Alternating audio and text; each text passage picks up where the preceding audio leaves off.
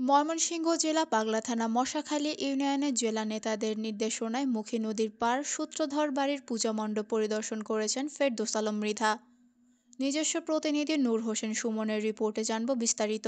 ময়মনসিংহ দক্ষিণ জেলা বিএনপির আহ্বায়ক আলহাজ জাকির হোসেন বাবলু ও ময়মনসিংহ দক্ষিণ জেলা বিএনপির সিনিয়র যুগ্ম আহ্বায়ক আলহাজ এবি সিদ্দিকুর রহমান এবং ময়মনসিংহ দক্ষিণ জেলা বিএনপির সদস্য সচিব রোকনুজ্জামান সরকার রোকনের নির্দেশনায় পূজা মণ্ডপ পরিদর্শন এবং আর্থিক প্রণোদনা প্রদান করেন মণ্ডপের সভাপতি খোকনচন্দ্র সূত্রধরের হাতে। এ সময় উপস্থিত ছিলেন পাগলা থানা বিএনপির সাবেক সম্মানিত সদস্য, মশাখালী ইউনিয়নের সাবেক সফল মেম্বার ফেরদৌস আলম মৃধা, পাগলা থানা ও মশাখালী ইউনিয়ন বিএনপির অঙ্গ সহযোগী সংগঠনের নেতৃবৃন্দগণ। ফেরদৌস আলম মৃধা তার বক্তব্যে বলেন, জাতীয়তাবাদী দল বিএনপির ভারপ্রাপ্ত চেয়ারম্যান তারেক রহমানের নির্দেশনায় ৩১ দফা বাস্তবায়নের লক্ষ্যে কাজ করে যাচ্ছেন এবং আগামীতেও কাজ করে যাবেন। ইউনিয়নের রাস্তা নিজ অর্থায়নে মেরামত করে দিয়েছেন। জাতীয়তাবাদী দল বিএনপির স্বার্থে তার উন্নয়নের কার্যক্রম চলমান থাকবে। পূজায় মণ্ডপ পাহারায় ছিলেন পাগলা থানার প্রশাসনের ইউনিয়ন ভিট অফিসার এএসআই জহিরুল ইসলাম সহ আনসার, ভিডিপি ও গ্রাম্য পুলিশ। এবি সিদ্দিকুর রহমান সাহেবের নির্দেশে এই পূজা মণ্ডপ পরিদর্শন করে আমি কিছু আর্থিক প্রণোদনা উপহার দিব। আমি যা দিব আপনারা তাতে সদস্য থাকতে চেষ্টা করবেন। স্বাদ আছে, কিন্তু স্বাদ কিন্তু সবসময় থাকে না, এটুকুর ভিতরে থাকবেন। সংখ্যাটা আমি বললাম না। প্রিয় ভাই, প্রিয় আমার হিন্দু ভাই ভাইয়ের বোনেরা, আমার নেতা আলহাজ এবি সিদ্দিকুর রহমান, উনি অত্যাধিক ভালো মানুষ, ওনার জন্য দোয়া করবেন।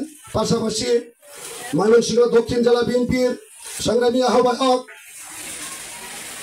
মুক্তাগাছা মামাটিও মানুষের নেতা, জননেতা জনাব আলহাজ জাকির হোসেন বাবলু সাহেব এবং ময়মনসিংহ দক্ষিণ জেলা বিএনপির সংগ্রামী সদস্য সচিব, আমার প্রাণপ্রিয় নেতা জনাব রোকনুজ্জামান সরকার এবং ময়মনসিংহ দক্ষিণ জেলা বিএনপির সংগ্রামী যুগ্ম আহ্বায়ক, গফরগাঁও উপজেলা বিএনপির সাবেক আহ্বায়ক আলহাজ এবি সিদ্দিকুর রহমান সাহেব,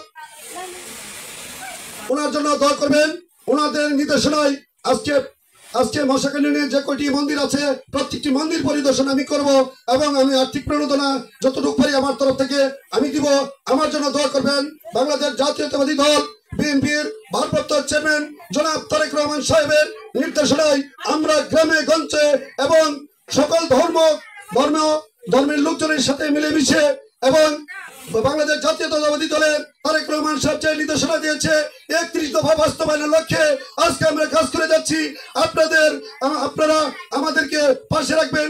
আমরা চেষ্টা করব আপনাদের ভালো কাজগুলো উপহার দেওয়ার জন্য এবং কোথাও কোনো প্রকার সমস্যা দেখা দিলে আমার ফোন নম্বর আছে, সাথে সাথে জানাবেন। আমি আমার নেতাদের ঊর্ধ্বতন কর্মকর্তাদের কাছে আমি জানাবো এবং প্রশাসনের লোকজন আছে, আমাদের যে জহিরুল ইসলাম সাহেব সহকারী বিডিও অফিসার, উনি অত্যাধিক ভালো মানুষ, ওনাকে জানাবেন। এবং আমাদের যে পাগলা থানার ওসি সাহেব আছে ফেরদৌস আহমেদ সাহেব, ওনাকে জানাবেন। ওনাদের কাছে না যাইতে বলে আমাকে জানাবেন, আমি তাদের কাছে জানাবো।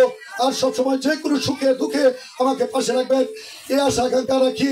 আগামী দিন দেখা হবে রাজপথের মাঠে এবং আপনাদের সাথে মিলেমিশে থেকে আগামী দিন উন্নয়নমূলক কাজ করবো, সেই সুযোগ করে দিবেন। এই আশা আকাঙ্ক্ষা ব্যক্ত করে আমি আমার সংক্ষিপ্ত বক্তব্য এখানে শেষ করছি। খুদা হাফেজ। বাংলাদেশ জিন্দাবাদ, বাংলাদেশ জাতীয়তাবাদী দল জিন্দাবাদ, জনাব তারেক রহমান জিন্দাবাদ এবং শহীদ রাষ্ট্রপতি জিয়াউর রহমান অমর হোক। সকলকে ধন্যবাদ জানিয়ে এখানে আমার বক্তব্য শেষ করছি। খুদা হাফেজ। বাংলাদেশ। আসসালামু আলাইকুম।